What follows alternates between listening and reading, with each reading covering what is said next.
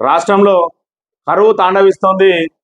ఒకవైపు ప్రతిపక్షాలు ఇది కాంగ్రెస్ తెచ్చిన కరువు అని చెప్తా ఉంటే, మరోవైపు అధికార పక్షం మాత్రం వర్షాలు లేక ప్రకృతి వైపరీత్యంతో జరిగింది. గత ఆగస్టు సెప్టెంబర్ మాసాల్లో మరి కురవాల్సినంత వర్షం కురవలేదు కాబట్టి ఈరోజు మరి చెరువులు కుంటల్లో కూడా నీళ్లు నిండుకున్నాయని చెప్పి ప్రభుత్వం చెప్తున్న పరిస్థితి. మరోవైపు ఎంపీ ఎలక్షన్లలో రైతు సమస్యల ఏజెండాగా బీఆర్ఎస్ ప్రభుత్వం ముందుకు పోతా ఉంటే 100 రోజుల పాలనకు రెఫరెండంగా మేము ముందుకు పోతాం, మా 6 గ్యారంటీలను మరి ప్రజల్లోకి తీసుకెళ్లి ఏదైతే మరి కోడ్ అడ్డం వచ్చి మేము గ్యారంటీలను అమలు చేయలేకపోయినాం కానీ లేదంటే ఖచ్చితంగా అమలు చేసే వాళ్ళమని చెప్పి ప్రజలను మరోసారి మభ్యపెట్టేందుకు కాంగ్రెస్ పార్టీ ప్రజల్లోకి వెళ్లేందుకు సిద్ధమైంది. అదేవిధంగా కేంద్రానికి సంబంధించి కేంద్రంలో రేపు ఇండియా కూటమి వస్తే మరి ప్రజలకు ఏ విధంగా చేస్తామో గ్యారంటీలు అని చెప్పి మరో 5 గ్యారంటీలను మరి కేంద్ర ప్రభుత్వం ద్వారా కూడా తీసుకొచ్చి ఈ నెల 6న తుక్కుగూడలో ఏర్పాటు చేయబోయే సభ ద్వారా ప్రజల ముందుకు పెట్టడానికి కాంగ్రెస్ ప్రయత్నం చేస్తా ఉన్నది. మరోవైపు రైతులు మాత్రం సాగునీరు లేక ఇబ్బందులు పడుతూ ఉంటే ప్రజలు తాగునీటి కోసం అల్లాడుతున్న ప్రస్తుత పరిస్థితులలో మరి రేపు ప్రజలు ఎటువైపు నిలవబోతున్నారు అనేది మే 13వ తేదీన జరిగే ఎన్నికల ద్వారా, అదేవిధంగా జూన్ 4న జరిగే కౌంటింగ్ ద్వారా తెలియనున్నది. ఇకపోతే ఇక్కడ ప్రధానంగా మరి కరువుకు సంబంధించి ఏదైతే ఇటు ప్రభుత్వం చెప్పినట్టు అది ప్రకృతి వైపరీత్యమా లేదంటే మరి ప్రతిపక్షం చెప్పినట్టు కాంగ్రెస్ తెచ్చిన కరువు అనేది ఒకసారి మనం గమనించినట్టయితే నిన్నటి రోజున శ్రీధర్ బాబు గారు మరి పెద్దపల్లి పార్లమెంటు నియోజకవర్గానికి సంబంధించిన ఎమ్మెల్యేలందరూ అదేవిధంగా ఎంపీ అభ్యర్థితోటి ఇక్కడ ప్రెస్ మీట్ ఏర్పాటు చేసిన అంశాన్ని ప్రధానంగా మనం గమనించవచ్చు. ఈ అంశం ద్వారా 2 విషయాలపై మనం చర్చించుకుందాం. మొదటగా ఈ ఫోటోను గమనించండి, దీనికి సంబంధించిన అంశాన్ని మళ్ళీ రెండో అంశంగా మాట్లాడుకుందాం. ముందుగా కేసీఆర్ హయాంలో ప్రతి రైతుకు నష్టం అని చెప్పి ప్రకృతి వైపరీత్యాలను కాంగ్రెస్ అంటగట్టే ప్రయత్నం బారాసా నేతలపై మండిపడ్డ మంత్రి శ్రీధర్ బాబు మాజీ సీఎం కేసీఆర్ హయాంలో రాష్ట్రంలోని ప్రతి రైతుకు నష్టం జరిగిందని తరిపేరిట 5-6 కిలోల ధాన్యం తరుగు తీసి మోసగించారని ఐటీ పరిశ్రమ శాఖ మంత్రి దుద్దిల శ్రీధర్ బాబు ఆరోపించారు. తాము గింజ తరుగు తీయకుండానే ధాన్యం కొనుగోలు జరుపుతామన్నారు. వర్షాభావ పరిస్థితులను ఆసరా చేసుకుని కాంగ్రెస్ తెచ్చిన కరువు అంటూ బారాసా నేతలు ప్రజలను మభ్యపెట్టే ప్రయత్నం చేయడం సిగ్గుసేట్ అన్నారు. ఇక్కడ 2 అంశాలను మనం గమనించినట్టయితే ఒకటేమో మరి ఫోటోకు సంబంధించిన అంశం, రెండోది మరి రైతుకు కేసీఆర్ ద్వారానే కేసీఆర్ ప్రభుత్వంలోనే నష్టం జరిగింది. మరి తడి పేరుతోటి మరి 5-6 కిలోలు కడిగేసారు. మేము ఇప్పుడు ఒక్క గింజ కూడా కడిగేయం అంటే రైతు కళ్ళాల్లో ఎంత అయితే మరి ధాన్యం బస్తా 40 కిలోలు, అదేవిధంగా 650 గ్రాముల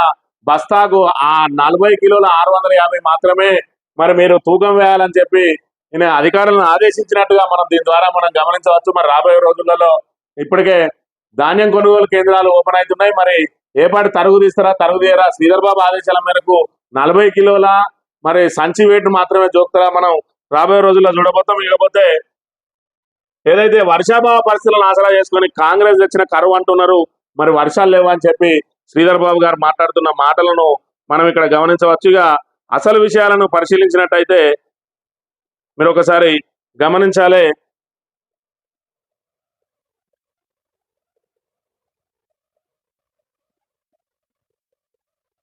గత సంవత్సరం జూలై ఆగస్టు నెలల్లో మరి శ్రీధర్ బాబు గారు వర్షాభావంతో అధిక వర్షాలతోటి మరి పంట మునిగిన పంట పొలాలను నీట ఉన్న పంట పొలాలను అదేవిధంగా గృహాల్లోకి నీళ్ళు వస్తే కూడా వాళ్ళన్నిటినీ స్వయంగా నడుచుకుంటూ వెళ్ళి మరి పరిశీలించిన అంశాలను మనం ఇక్కడ గమనించవచ్చు. ఇది గత సంవత్సరం జూలై ఆగస్టు నెలల్లో జరిగిన మరి ఆయనే స్వయంగా పరిశీలించి మరి ఖచ్చితంగా పంట నష్ట పరిహారం చెల్లించాలని కూడా ప్రభుత్వాన్ని డిమాండ్ చేసిన పరిస్థితిని మనం గమనించవచ్చు. ఈ డిమాండ్ మరి ఏదైతే ఈ ప్రతిపక్షాలు డిమాండ్ చేసిందో ఈ డిమాండ్ తోనే వాళ్ళు ఏప్రిల్ నెలలో మరి రైతులందరికీ కూడా ఏదైతే 151 కోట్లు మరి పరిహారం కింద ప్రతి ఎకరాకు 10,000 చెల్లించిన పరిస్థితిని గమనించవచ్చు. ఇక ఇళ్లలోకి నీళ్లు వస్తే మరి ఇళ్లలోకి వెళ్ళి పరిశీలించిన అంశాన్ని మరి ప్రజలందరూ కూడా గమనించాలి.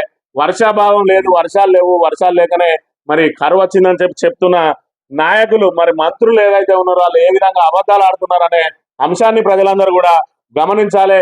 ఒకవైపు మరి సోషల్ మీడియా, మరోవైపు మీడియా ఇంత యాక్టివ్ గా ఉన్న పరిస్థితులలో మరి వీడియో రికార్డెడ్ ఎవిడెన్స్లు ఉన్నా కూడా వాళ్ళు పచ్చిగా అబద్ధాలు ఆడుతున్నారని చెప్పడానికి ఇంతకంటే మరి తార్కాణం ఏముంటుందో కూడా ప్రజలు గమనించాలి. ఇదే కాదు, ఇంకా ప్రధాన మీడియా ఛానళ్లలో కూడా వచ్చిన అంశాలను మనం గమనించవచ్చు. మరి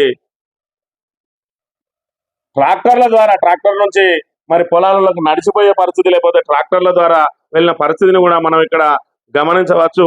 ఇన్ని రకాలుగా మరి ఎవిడెన్స్లు ఉన్నప్పటికీ కూడా ఖచ్చితంగా ఇది కాంగ్రెస్ తెచ్చిన కరువు కాదంటే ప్రజలు నమ్మే పరిస్థితులలో లేరు. మరి ఏదైతే కాళేశ్వరం ప్రాజెక్టు నిరర్ధకం అని చెప్పి మరి ప్రజలను, రైతులను మభ్యపెట్టే ప్రయత్నం చేసిరో అందులో భాగంగా ప్రాజెక్టుల ద్వారా పైకి నీళ్ళు ఎత్తిపోయాల్సింది ఉండగా ఆ నీళ్ళన్నింటినీ కూడా సముద్రం పాలు చేయడంతో ఈరోజు కరువు తాండవిస్తోంది. మరి ఏదైతే రబీ పంటలో రబీకి నీటి సమృద్ధిగా ఏ విధంగా అందిస్తామని చెప్పి ముందు చూపు లేకుండా, మరి అదే విధంగా కేవలం ఎన్నికలను దృష్టిలో పెట్టుకొని మరి నీటి మేనేజ్మెంట్ తెలియకుండా మరి నిన్నటి రోజున రేవంత్ రెడ్డి మాట్లాడతాడు, మరి కాళేశ్వరం మేడిగడ్డలో ఉన్న నీళ్లను పైకెత్తిపోయామన్నారు. అన్నారంలో ఆ అన్నారం నుంచి సుందిల్లో పోయమన్నారు. ఎట్లా పోతారా, అవన్నిటికీ పొక్కలు పడి ఉన్నాయి అన్నారు. మరి అన్నారమ్మ చిన్న చెక్కు చెదరని పరిస్థితిని మనం గమనించవచ్చు. కేవలం అందులో మరి ఏయి రాస్తా ఉన్నది, అది ప్రాజెక్టు నిర్మాణం దశ నుంచే కింద నుంచి ఏయి రాస్తా ఉన్నది. దాంతో మరి ప్రాజెక్టుకి ఎలాంటి ఇబ్బందులు ఉన్నాయని చెప్పి నిపుణులు కూడా చెప్పిన పరిస్థితిని, మరోవైపు మరి అన్నారాన్ని కూడా పరిశీలించాలి, శుద్ధిలను కూడా పరిశీలించాలని రాష్ట్ర ప్రభుత్వ విజ్ఞప్తి మేరకు మరి అధికారులు మరి అందులో నీళ్లుంటే మేము మరి తనిఖీ చేయలేము, మీరు నీటిని ఖాళీ చేసిన తర్వాత పిలవండి అని చెప్తే, నీటిని ఖాళీ చేయాలంటే 2 విధానాలు ఉంటాయి. అవసరమైతే కిందికి వదలాలి, లేదంటే పైకి ఎత్తిపోసుకోవాలి. మరి ప్రాజెక్టు ఉద్దేశమే మరి నీటి పంపింగ్ ద్వారా పైకి ఎత్తిపోయడం. మరి అలాంటి రిజర్వాయర్ నుంచి, అలాంటి బ్యారేజీల నుంచి నీటిని కిందికి, అంటే ఆపి ఉన్న నీళ్లను కిందికి ఏ విధంగా వదులుతారు? మరి కొంచెమన్నా మరి తలకాయ లేని పనులేనా ఇవని కూడా రైతులందరూ విమర్శిస్తున్న పరిస్థితి. మరి అన్నారంలో ఉన్న నీటిని సుందిలకు ఎత్తిపోసి, సుందిల నీళ్లు కనుక ఎల్లంపల్లిలో పోసి మరి ఇవన్నిటిని కూడా పైన ఉన్న రిజర్వాయర్లు, అదేవిధంగా చెరువులు, కుంటలు నింపినట్టు ఉంటే ఈ రోజు మరి రాష్ట్రానికి ఈ పరిస్థితి వచ్చేది కాదు. కాబట్టి ప్రజలారా గమనించండి, ఇది కాలం తెచ్చిన కరువు కాదు, కాంగ్రెస్ తెచ్చిన కరువే. ఖచ్చితంగా బారాస నేతలు ఏదైతే మరి ఆరోపణ చేస్తున్నారో ఆరోపణలన్నిటి కూడా మరి సాక్ష్యాలతో సహా చూపిస్తా ఉన్నాం. ఇది మరి కాంగ్రెస్ పరిస్థితి. ఒకవైపు వాళ్ళు దబాయించి మాట్లాడుతూ ఉన్నారు, అబద్ధాన్ని కూడా అవలీలగా ఆడుతూ దాన్ని నిజమని నమ్మించే ప్రయత్నం చేస్తా ఉన్నారు. ఇదొక అంశం. ఇక రెండో అంశాన్ని పరిశీలించినట్టయితే ఈయన గడ్డం వంశీకృష్ణ ఏదైతే మరి కాకా కుటుంబానికి 3వ టికెట్ ఇవ్వద్దు అని చెప్పి ఈ పక్కన కూర్చున్న ఎమ్మెల్యేలందరూ, ఇక్కడ వివేక్, ఇక్కడ వినోద్, ఇటుకడకు ఉన్న ఈ ఇద్దరు మినహా మిగతా వాళ్ళందరూ కూడా కలిసి కాంగ్రెస్ అధిష్టానాన్ని కలిసి టికెట్ ఇవ్వద్దు అని చెప్పిన పరిస్థితి. మరోవైపు మాదిగ సామాజిక వర్గానికి చెందిన సుగుణ కుమార్కి టికెట్ ఇవ్వాలని చెప్పి స్వయంగా శ్రీధర్ బాబే మరి ప్రతిపాదించిన పరిస్థితి. వాళ్ళు పోటీ చేయడానికి సుముఖంగా లేనప్పటికీ కూడా ఆమెను తీసుకొచ్చి ఆమెతోటి దరఖాస్తు చేయించి ఆమెను ఢిల్లీకి పంపించి మరి ప్రయత్నం చేసిన పరిస్థితి. ఈ రోజు వీళ్ళందరూ కూడా కాంప్రమైజ్ అయ్యిండ్రు.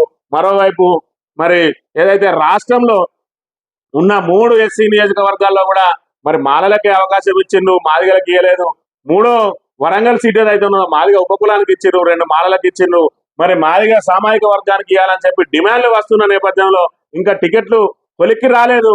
అయినా కూడా మరి వివేక్ పెద్దపల్లి టికెట్ మారుస్తారు అని, వివేక్ తనవిని టికెట్ మారుస్తారని వార్తలు వస్తున్న నేపథ్యంలో వివేక్ వీళ్ళందరినీ కూడా మేనేజ్ చేసి ఈరోజు అందరినీ కూర్చోబెట్టి ఆయన కొడుకు లైన్ క్లియర్ చేసుకున్నట్టుగా గమనించవచ్చు. మరి మేనేజ్ చేయడంలో వివేక్ను మించిన వారు లేరనడానికి ఆఖరికి శ్రీధర్ బాబును కూడా మేనేజ్ చేసిందని చెప్పి ఇక్కడ విమర్శలు వస్తున్న నేపథ్యంలో మరి ఈ ఫోటోను చూసినట్టయితే వివేక్ తెర వెనుక చాలా పెద్ద మంత్రాంగమే నడిపించినట్టుగా తెలుస్తా ఉంది. మరోవైపు మరి రాజకీయాల మీద ఆసక్తి లేకుండా పక్కకున్న సుగుణ కుమార్ని తెర మీద తీసుకొచ్చి ఆమెకు తీరని అన్యాయం చేసినట్టుగా కూడా మనం ఇక్కడ గమనించవచ్చు. మరోవైపు మాదిగలు ఒకవైపు పెద్దపల్లి టికెట్ కోసం పోరాటం చేస్తున్న సమయంలో ఎమ్మెల్యేలందరినీ కూడా కూడగట్టి మద్దతు చేపట్టిన వివేక్ ఈ తన కొడుకు టికెట్ ఇప్పించడంలో మరి కృతకృతుడైందనే, మరి అందరి మద్దతు కూడగట్టడంలో కూడా ఉత్తీర్ణుడైందనే